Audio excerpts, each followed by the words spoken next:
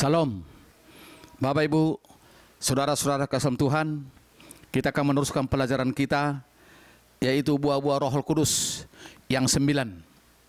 Kemarin baru kita mempelajari buah-buah Roh Kudus yang pertama, itu kasih. Dan buah-buah Roh Kudus yang kedua, yaitu sukacita. Sekarang kita masuk buah-buah Roh Kudus yang ketiga, yaitu damai sejahtera. Sebenarnya memang dalam kasih itu semua ada. Ada sukacita, ada damai sejahtera, ada kesabaran, ada kesetiaan, ada kebaikan, ada kemurahan. Tetapi karena ini sudah tertulis dikhususkan oleh Rasul Paulus sebagai pengajaran supaya lebih terfokus, maka kita akan pelajari dan kita akan terima dan kita akan melakukannya. Memang agak mirip-mirip memang sukacita dengan damai sejahtera, tapi ada beda sedikit.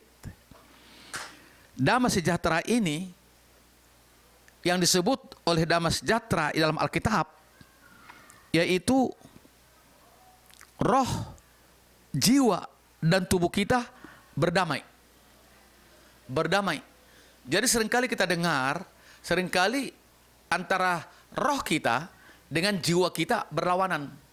Jiwa kita berbicara untuk pergi jalan-jalan, tapi roh kita berkata, apalagi hari Minggu ada ibadah, berkata, yaitu beribadah ke gereja.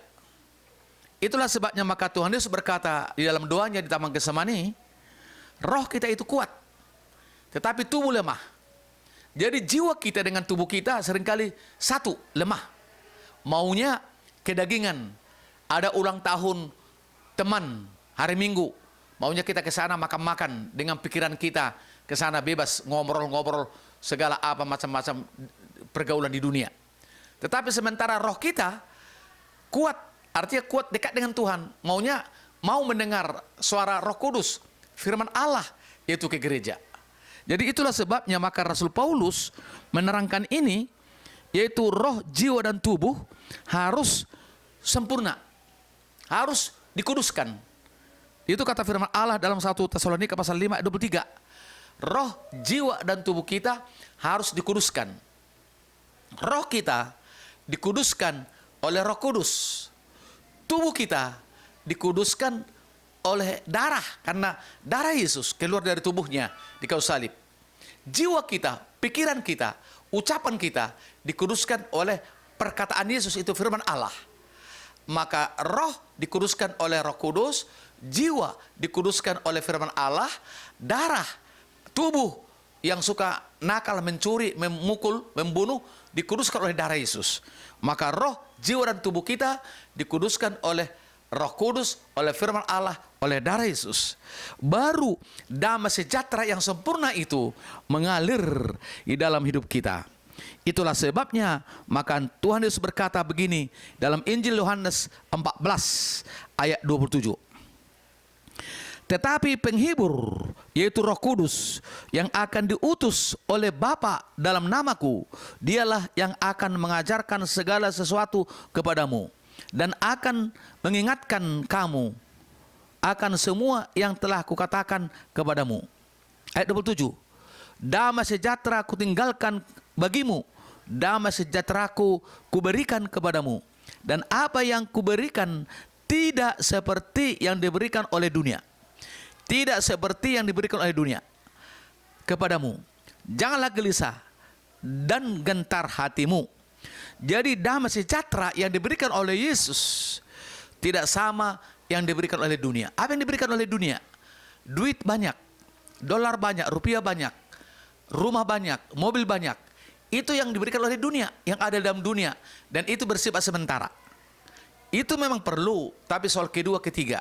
Tapi nomor satu, damai sejahtera dari Roh Kudus, dari Roh penghibur, kekal selama-lamanya. Itu dalam roh kita, dalam jiwa kita, dalam tubuh kita. Jadi itulah yang diberikan Tuhan, damai sejahtera yang kekal. Tapi sementara dalam dunia memang perlu sama-sama. Bukan hanya roh kita yang perlu damai sejahtera, tapi tubuh jiwa kita juga perlu damai sejahtera. Kita akan lihat dalam Yesaya 48 ayat 17 dan 18. Demikian firman Tuhan. Yesaya 48 ayat 17 dan 18. Beginilah firman Tuhan penebusmu, yang Maha Kudus, Allah Israel. Akulah Tuhan Allahmu, yang mengajar engkau tentang apa yang memberi faedah, yang menuntun engkau di jalan yang harus kau tempuh. Sekiranya engkau memperhatikan perintah-perintahku, maka damai sejahteramu akan seperti sungai yang tidak pernah kering, dan kebahagiaanmu akan terus berlimpah seperti gelombang-gelombang laut yang tidak pernah berhenti. Jadi artinya, kalau kita menuruti firman Allah, seperti tadi dalam buah-buah Roh Kudus yang kedua, baru ada sukacita. Ini pun, kalau kita menuruti firman Allah, memperhatikannya, maka kita akan dituntun, kita akan diajar, kita akan menerima jalan salah satunya hanya Yesus, kebenaran, sehingga damai sejahtera, damai, sukacita dalam hati, sejahtera dalam tubuh, kebutuhan pangan, pakaian, sandang, pangan, keperluan kita. Dan itu akan terus mengalir seperti sungai yang tidak pernah kering. Sungai dalam dunia memang bisa kering, tapi sungai dari Allah tidak pernah kering. Dan kebahagiaan terus menerus berlimpah, yaitu seperti gelombang laut, tidak pernah berhenti. Jadi artinya apa yang ada dalam dunia itu pun bisa membawakan kita damai sejahtera, bisa membawakan kita penuh kebahagiaan. Jadi suami istri yang harmonis, yang takut akan Tuhan, dan anak-anak yang baik, yang takut akan Tuhan, maka keluarga itu keluarga berbahagia. Keluarga itu keluarga yang penuh damai sejahtera. Jadi seringkali kita mendengar damai sejahtera dalam dunia ini. Jadi artinya rohani dan jasmani dilengkapi, dicukupi, dan menikmati. Karena firman Allah berkata, kecaplah, nikmatilah kebaikan Tuhan itu. Jadi semua itu datang oleh karena kita menuruti firman Allah.